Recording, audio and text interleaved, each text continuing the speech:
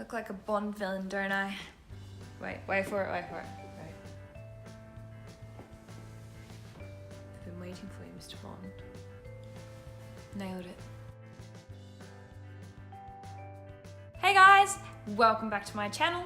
Today I am going to be doing another book review. So my book review today is on Mastering Your Mean Girl. So I have been hearing things about this particular book for the last probably couple of years, and it's been on my list, but I just haven't been committed to reading. And if you've seen a couple of my videos, you'll know that I'm on a mission to read 10 books this year.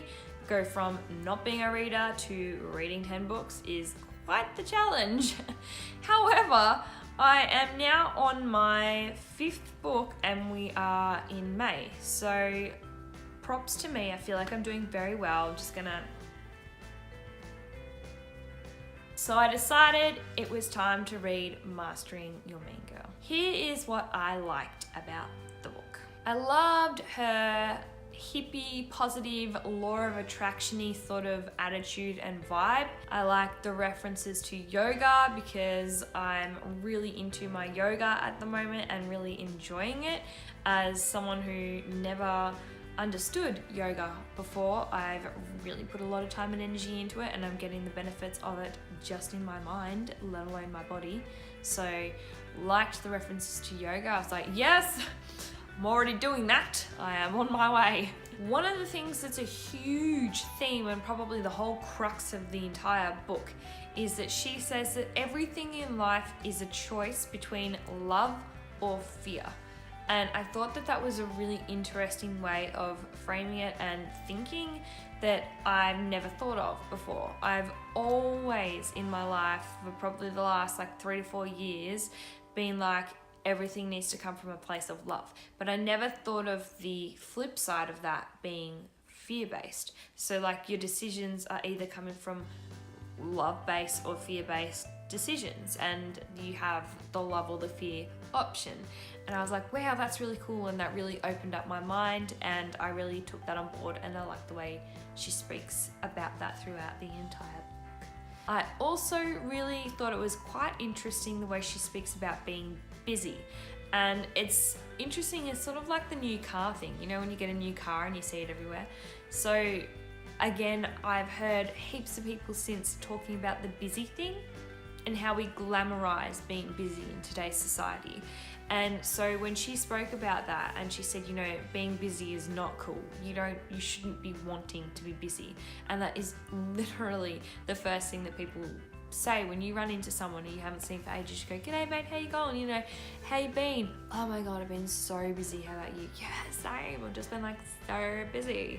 So why do we want to be busy? We really have glamorized being busy. It's not cool to be busy. You need to have some downtime. You need to have some self-love, man. You need to have some family time. You need to have some fucking beach days, you know? You don't need to be busy all the time. So thought that was cool. Another thing that I really liked that I want to take on board is that her and her husband give each other basically a timeout. You didn't know where I was going with that sentence, did you? If they're being sooky or having a pity party for themselves and they get sent to the balcony. It's like the naughty corner. Melissa, you're being a little bitch, go to the balcony. And I liked that a lot. And I feel like I should adapt that for my household. Although, knowing my household, Laurie would be like, Sam, do you think you're being sooky? And I'd be like, no. I'd be like, okay, just not gonna touch that one. Things that I didn't like about the book. I really didn't like the way it was written. So she has pet names. She calls you pet names darling, sweetheart, beautiful girl, gorgeous girl, oh my God, all the way through it. And I really didn't like that. Every time I read a sentence that ended with, you can do it, beautiful, I was like, ooh. It just made me cringe. I wasn't on the same page for the pet names. I also didn't love all of the anecdotes and stories about her life, because they just really felt like she was bragging and gushing about her life, her husband and her stepson constantly through the book. Everything, she'd start to teach you a really good, valuable story, and then all of a sudden it got turned back around to being all about her. And I didn't love that. What I've learned from this book is money is energy, and everything that we do in life is basically an exchange of energy. And I really had to open my mind to be able to get on board with that and to understand that logic. Not logic, to understand that way of thinking. And I suppose it really comes down to karma. Everything is karma. You know, what you put out, you get back. And it's the same with everything, including money. And I'll give you an example so you know what the fuck I'm talking about. So when Melissa, the lady, wrote the book, she said to her husband, you know, do you want to read the book? And he said, yes, I'd love to read the book. I'm going to buy it. And she goes, don't be stupid. You don't have to buy my book, like you're my husband or boyfriend, whatever he was at the time. And he said, yes, I do, because I want you to know that I see the value in your book, and I want to tell you that it's worth something, and I want to acknowledge that it's worth something, so I want to pay the price and the cost of the book in exchange for the book. Do you see what do you see the exchange of energy that's going on here?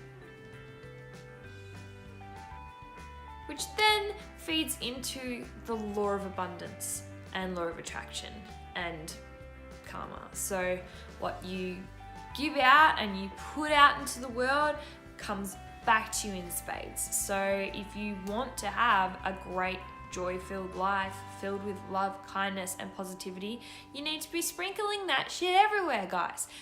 Everywhere. Also, law of abundance.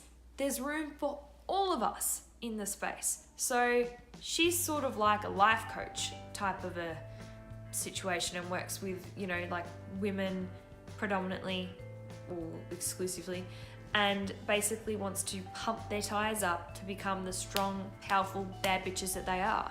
And she's not intimidated by that. She wants that. It's very much the sisterhood movement, you know? So there's room for all of us. We can all be great and powerful bad bitches together. And I love that thinking. There is a quiz in the beginning of this book that you basically have to answer, like, is column A or column B more me? And it's the love-fear thing that I was speaking about earlier. And basically, you're supposed to be more in the fear column, and I was like 10 out of 10 in the love column. So that indicated to me that I think maybe perhaps this book might have packed more of a punch for me 2 years ago. So not to say like I was too advanced for this book, but I just feel like maybe I needed that more 2 years ago. In saying that, I've obviously still taken quite a lot away from the book, and I just feel like past Sam could have used some of that information. Better late than never though, right? Back to the money thing, spending consciously. Yay! I crap on about that all the time. She's all about it in the book. So I loved that. Love that a lot. Don't buy it if it's not going to add value to your life. Also, putting in your body what's going to add value to you. So she eats organic, you know, rah-de-rah. Obviously, I try to predominantly eat plant-based. Everything just says yes to vegan about me. I feel fucking great and I look better. So I'll talk more about that in a different video. So that was very interesting.